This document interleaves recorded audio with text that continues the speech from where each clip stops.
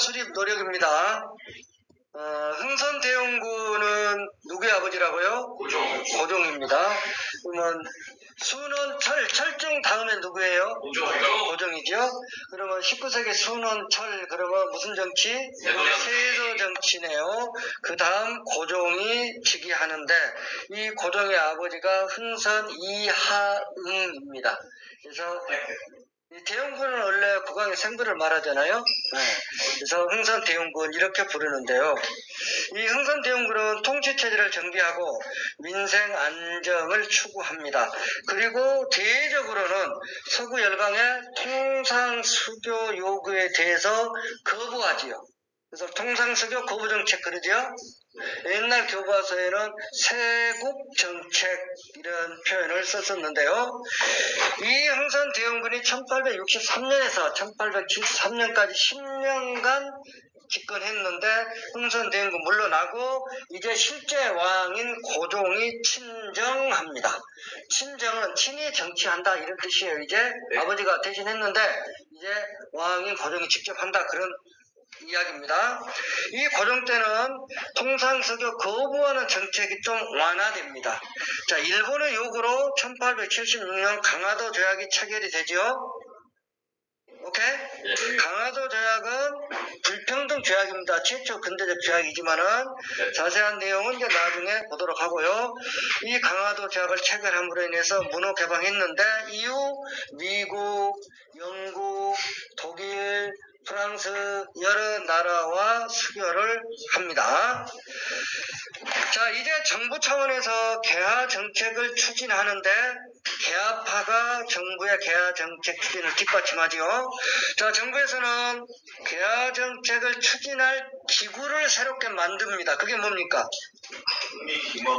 그러죠. 통리기무아문입니다. 개화정책 추진 기구로 통리기무아문을 설치합니다. 그리고 별스런 무기를 가진 군인, 신식군대, 그래요. 별기군을 창설하죠. 창설이니까 처음 만들었다라는 뜻입니다. 네, 별기군을 창설합니다. 그리고 외국의 사절단도 파견을 하지요. 자, 이렇게 개화정책 추진하는 것에 대해서 반대 움직임이 있었는데 이러한 운동을 무슨 운동? 위정척사. 그래요. 이정척사운동. 위는 지킨다는 것이고 정은 발을 정이고 여기서 발달하는 것은 우리의 것을 말합니다. 척사, 척은 배척이고 사는 사악한 것, 나쁜 것을 말해 서양의 것을 말합니다. 이정척사운동을 전개하지요. 그래서 이들 이정척사운동하는 사람들은 개항과 개항하면 안 됩니다 하는 반대하는 상소도 올리고요.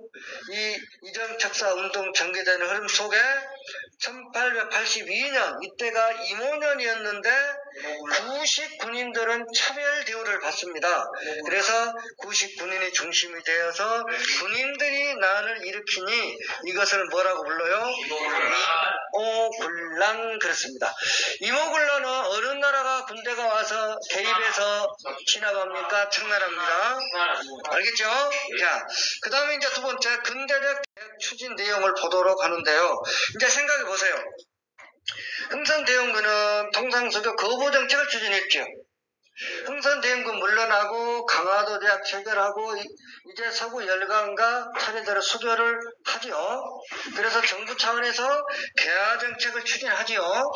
개화정책 추진하기 위한 기구로 통리기무아문 설치하고 신식군대 별기군도 창설했지요. 그런데 이정척사운동은 이 개화정책에 반대하잖아요. 급기야는 군인들의 난을 일으키는 임오군란까지 발생하지요. 그러면 정부에서 추진하고 있는 개화정책이 순조롭게 지금 진행이 됩니까? 약간의 브레이크가 걸렸습니까? 약간 브레이크가 주춤 이런 상황이 됐지요. 그래서 급진 개화파도 이제 온건 급진 나뉘는데요. 급진 개화파가 중심이 돼서 이들이 정권을 장악하고 정권 차원에서 개화정책 추진하고 개혁해야 되겠다라고 해서 갑신년에 정변을 일으켜요. 이것을 뭐라 합니까? 그래, 갑신정변 그러죠. 오케이? 그런데 갑신정변 역시 어느 나라 무력 개입으로 3.1 천하라 끝나고 맙니까? 역시 청나라입니다. 갑신정변 결과 한성조약 체결되고 텐진조약은 청나라 일본 사이에 체결되는데요. 내용은 뭐냐? 청일 양군 동시 철병하자, 군대 빼가자. 그리고 만약에 조선반도에 군대를 보낼 때는 상호 미리 연락하자라는 내용의 텐진조약이 체결이 돼요. 이게 훗날 동학농민운동 일어났을 때 정부가 청나라에 도움 요청하니까 청나라가 군대 이끌고 오면서 일본에 알리게 되지요. 그래서 일본도 군대 이끌고 왔죠. 그래서 청나라 군대, 일본 군대가 우리나라에 한판 붙었죠. 이게 무슨 전쟁? 청일전쟁. 누가 이겨요? 일본이 승리하죠. 그렇게 연결해 보고요. 자, 동학농민운동입니다. 지금 그 전라북도 정읍시 가면 고보라는 곳이 있어요. 고보 군소 조병갑의 행포가 하늘을 찌르지요. 그래서 고부 농민들이 봉기를 일으켰어요. 그런데 정부에서 안핵사라는 간직 명의로 생각하세요. 이용태라는 사람을 안핵사로 파견해서 정읍 고부 그쪽 지역에 뭔 일이 있다는데 조사 좀 해봐라 하고 내려보냈는데 이 이용태가 와서 조사하면서 농민봉기 가담했던 사람들 잡아다가 와 너 잘못했구나 하고 감옥에 가두고 또다리 패고 이렇게 탄압을 합니다. 그래서 백산에서 봉기를 해요. 백산 이게 당시 오선 뭐 저고리 같은 것인데 색깔이 뭐예요?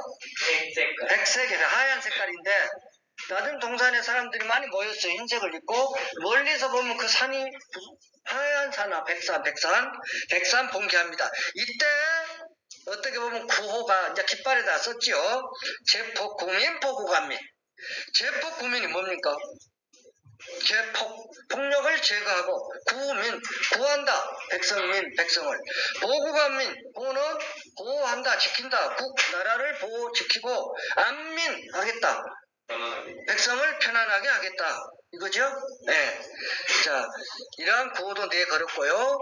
이후 항토현 전투, 항룡청 전투에서 승리하고 북상해서 전주성을 급기야 점령하게 되죠. 정부에서는 깜짝 놀라죠. 전주성이 어딘데? 이 전주성을 점령하자 이제 정부에서 동학농민 지도자 만나가지고 왜 그러냐? 지금 나라가 어려운데 협조 좀 해달라. 너희들 요구가 뭐냐? 들어줄게. 막 이렇게 협상을 합니다. 그래서 전주 하약이 체결이 돼요. 그 결과 집강소라는 민정기관이 설치되고요. 그리고 농군에 의해서 폐전 계획이 실시가 됩니다. 그러니까 잘못된 것은 하나하나 고쳐가는 작업을 한다는 것이죠. 한편 정부에서는 이제 농민군 해산 다 했어. 그러니까 별볼일 없어. 청나라 군대, 일본 군대 본국으로 돌아가세요. 이렇게 철병을 요청했는데 일본군이 경복궁을 무력으로 점령하고 청나라를 공격해서 청일전쟁이 일어나요. 이러니까 반예세 반대한다. 일본군들 쫓아내자 라는 반예세적 성격의 봉기가 다시 일어나죠. 그게 2차 봉기예요. 2차 봉기 알겠죠? 자, 전라북도 삼내에서 집결해서 공주로 올라가면 어디를 거치게 돼 있어요? 논산. 그렇죠. 논산이죠. 논산을 경유해서 공주까지 갑니다. 공주에서 이제 서울로 진격해야 되는데 공주 우금치 전투에서 강군과 일본군에게 거의 학살을 당하죠. 몰살을 당하죠. 우금치 전투에 패배하고 지도자들은 남쪽으로 내려왔는데 전봉준 같은 경우는 부하의 밀고로 잡혀서 서울로 압송되고 동학농민운동은 끝이 나고 맙니다. 자, 갑오개혁입니다. 갑오개혁은 일본의 강요로, 그러니까 일본이 개혁을 강요합니다. 김홍집 내각을 구성하고 갑오개혁 추진을 강요합니다. 이때 설치됐던 것이 궁국기무처예요. 그러면 지금 헷갈린 것이 궁국기무처, 그 다음에 아까 개화정책 추진기구가 뭐였어요? 통일기무아문. 그리고 이전에 중요했던 거 고려 말에 한번 배웠는데요. 전민, 변정, 도감. 시간 지나면 뭐 이게 뒤죽박죽 헷갈려요. 좀 해놓으면 좋겠고요. 됐죠? 그리고 이 갑오개혁 때 비로소 가거제와 신분제가 폐지됩니다. 신분제가 폐지된 거예요. 이게 갑오개혁 이전에는 신분제 사회였기 때문에 태어나서 보니까 양반집에서 태어나서 평생 떵떵거리면서 살고 그 응애하고 태어나 보니까 이게 노비집 구석이야. 평생 노비로 천대받으면서 살아야 돼. 그게 신분제 사회였잖아요. 근데 그게 폐지됐다라는 겁니다. 오케이? 네. 그리고 이제 그 밑에 쭉 흐름을 한번 파악을 해 볼까요? 청일전쟁은 청나라 일본 사이에 일어났고 일본이 승리하죠. 청일전쟁 결과 듣기만 하세요. 시모노세키 조약이 체결이 돼요. 그 내용은 야뚱반도를 청나라가 일본한테 넘겨주는 겁니다. 그러니까 남진하고 있던 러시아는 불만이에요. 그래서 러시아 주도하에 독일, 프랑스 세 나라가 야 일본 너희 청나라한테 가져간 야뚱반도 돌려줘라 라고 간섭을 해요. 세 나라가 간섭했다 해서 삼국 간섭 그러거든요. 이러한 때 조선 정부는 친러 정책, 러시아에 접근을 합니다. 그러자 이것을 막기 위해서 일본 놈들이 아주 어마무시한 일을 저질러줘 나쁜 놈들 명성황후를 시해버리죠. 이게 뭡니까? 을미사변이에요. 을미사변. 그러니까 경복궁 헌천궁에 들어가서 명성황후를 잡아다가 죽이고 시신은 불태우고 이런 못된 짓을 했죠. 을미사변입니다. 자, 이 을미사변을 저지르고 을미개혁을 단행하는데 이때 머리카락 잘라라 단발령을 발표해요. 그러니까 체육경 같은 경우는 뭐라 그랬어요? 차라리 내 목을 자르시오. 내 머리카락은 못 자릅니다. 이렇게 앙강하게 저항을 하지요. 그래서 명성황후 시해 사건 을미사변과 단발령 시행에 반발하면서 전국에서 유생들이 의병 활동을 전개하는데 이 의병을 땡땡의병, 을미의병 하면 좋겠죠. 을미사변에 반발했으니까 그러죠? 네. 을미의병이 일어나고요. 근데 고종의 입장에서 보세요. 와, 명성황후가 일본군에 의해서 더더구나 한나라 궁궐 안에서 잡혀서 죽었어요. 그러니까 무서웠는가 어쨌든 아무튼 이 고종이 도망쳐요. 어디로 도망쳐요? 러시아 공사관으로 가버려요. 러시아 공사관을 두 자로 줄이면 아간이에요. 아간 파천입니다. 1896년이죠. 이 아간 파천을 단행하고요. 그리고 이제 이 무렵에 독립협회가 구성이 되고 창립이 되고 독립협회에서 열강의 이권 침탈에 반대했지요. 자, 한국의 여론이 야간에서 돌아오세요. 와서 민생 살피세요. 막 그랬겠죠.